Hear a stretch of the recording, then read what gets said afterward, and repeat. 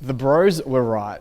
In the last decade, the fitness industry has become obsessed with evidence-based practice. Now, this is generally a good thing. Trying to find the best practice when it comes to training and nutrition allows us to maximize our results. Additionally, it allows us to modify our approach as new research surfaces. However, this does not mean that the evidence that we kind of receive that comes outside of a research lab is invalid. People have gotten strong and lean for a long time and have developed methods in the gym that have been tinkered over time to produce better and better results. Oftentimes, there's a method that definitely works and has been proven to be effective time and time again, but it's just the case that no one has got around to doing a research study to validate it. Does that mean we should disregard a method just because there is no peer-reviewed evidence to support it? Definitely not. In today's video, we're going to discuss a variety of examples where the bros were right, even if the evidence-based community may have assumed that they weren't right at first. The first reason why the bros were right is using a belt for upper body training. Now, the use of a belt gets a lot more complicated than it needs to be. In short, a belt allows us to create more intra-abdominal pressure. This in turn allows us to stabilize our trunk, which then leads to improved performance. We all kind of understand how this works with a heavy set of squats and deadlifts. So no one would kind of bat an eye if someone chucked on a belt for a set of 5 of squats of deadlifts. But for some reason, when people start using it for upper body, it seems to be like taboo or a misguided approach. It will be common for someone to see a bro doing a set of rows, pull downs, or even lateral raises with a belt on and to think that they had no idea what they were doing or they were kind of misguided in their approach. I challenge all of you watching right now who are currently seeing B-roll of me doing one-arm dumbbell rows with a belt on to try it for yourself. I guarantee you'll be able to at least bang out another couple reps. In the same way that bracing helps us improve performance with our squats, the same thing applies with upper body work. In a one-arm dumbbell row, it's my upper back that is going to be the limiting factor, not the fatigue of my abs and obliques. An easy way to understand a parallel of this is the use of straps. If we don't use straps, our forearms are going to limit our training on our upper back work or on our volume deadlift work. We don't want our forearms to be a limiting factor, so we chuck on straps. So it's our back or our posterior chain that's fatiguing. The same applies with using a belt. If our abs is holding us back, then chucking a belt on will stop this from being the case. The second reason why the bros were right is training arms every day. So it's very common to see bodybuilders or your typical gym bro hitting arms every single session. It's also common to see them having pretty big arms. Maybe there's something to that. If we want to prioritize growth in a certain area, we want to be increasing the frequency of exposure to that muscle group. Training a muscle group once a week gives us far more recovery than we really need, and it also gives us less chances across the week to stimulate muscle protein synthesis. Smaller muscles like our biceps and triceps are trained with a lot less weight than some of the bigger movements and bigger muscle groups. It doesn't make sense for us to hit these once a week and then wait another 7 days to do this again. We just don't need that much recovery. They're not taking that much out of us. It's very reasonable for us to hit them, every session or every second session because we're going to be able to recover within 24 or 48 hours with these exercises. While hitting arms every day is certainly not vital or even the best approach, it definitely doesn't make sense for us to be hitting any body part that we want to grow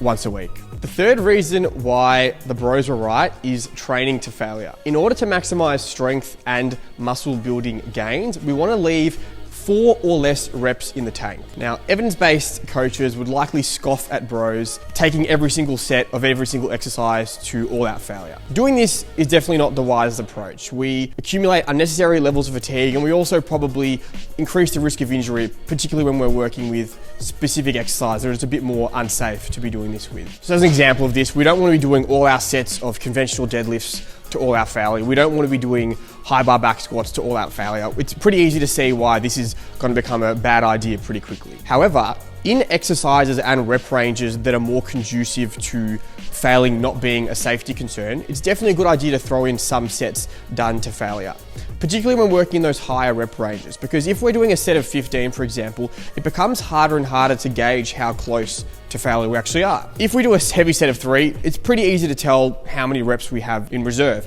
However, if I do a set of 15, rep 8 is probably already hard. And when we're trying to reach that less than 4 RPE range, we want to not get to a point where we feel like it's hard. We want to get to a point where we truly only have a few reps left in the tank. An easy way for us to make sure we are training close enough to failure is to throw in an AMRAP, as many reps as possible. This is just another way of us saying training to failure. We simply take the final set of a exercise until we can't do any more. Pretty quickly, we'll find out if we're training too hard, not hard enough, or if our training's just about right, in that kind of 2 to 4 reps in reserve range. So once again, train to failure on all exercises all the time isn't necessary. We don't want to be trained to failure on those heavy lifts where safety becomes more of a concern. But if we're using light dumbbells, if we're using machines, these types of exercises where we can easily fail and it's not a safety concern, we definitely want to be doing some of our sets either to failure or close to failure to make sure that we are working harder across the other sets, as hitting that set to failure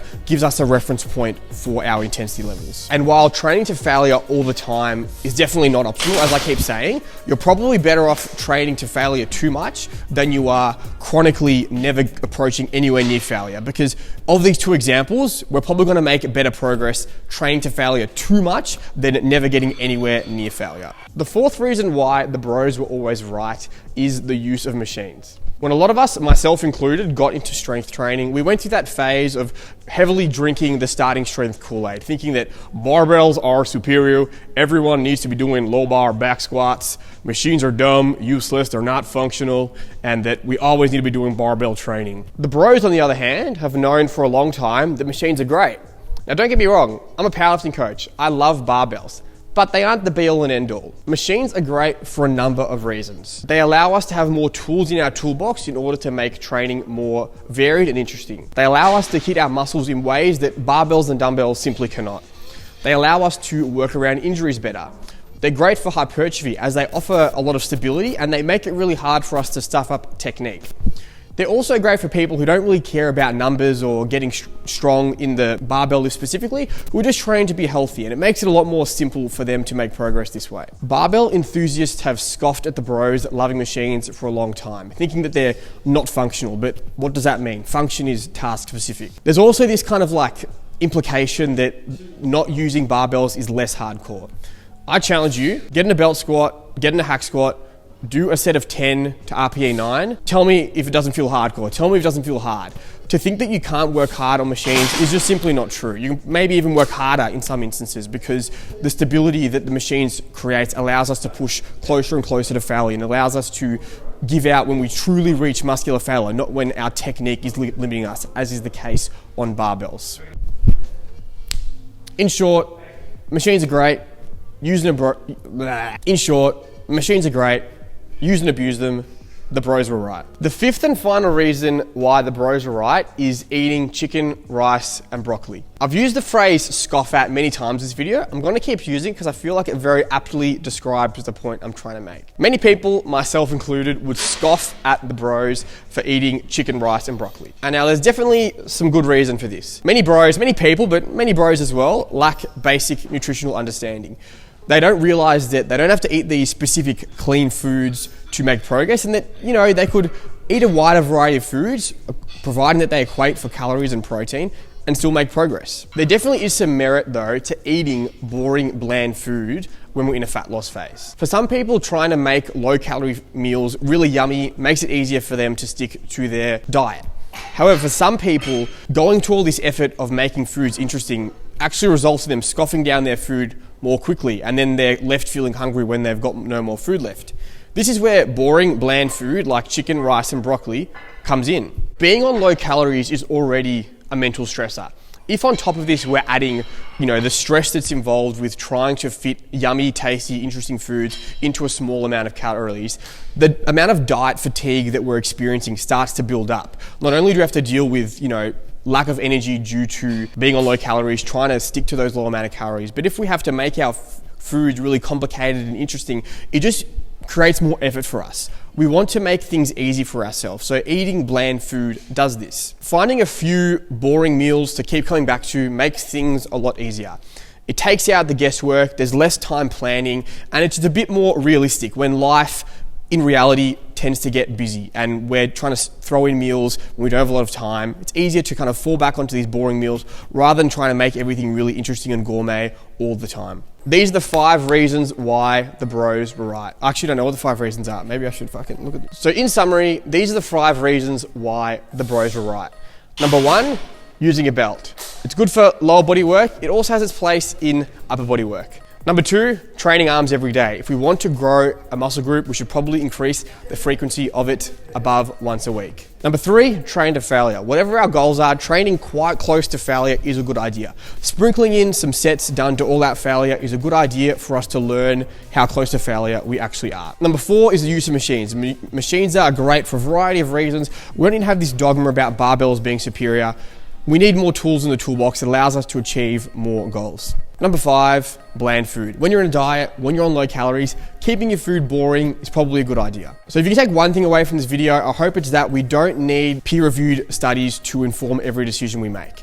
Anecdote matters. The anecdote that people have accrued over decades and tinkered with to get better results works.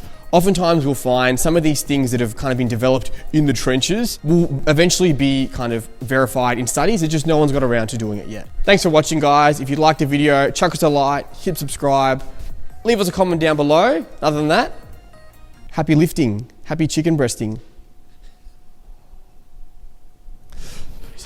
Time for B-roll.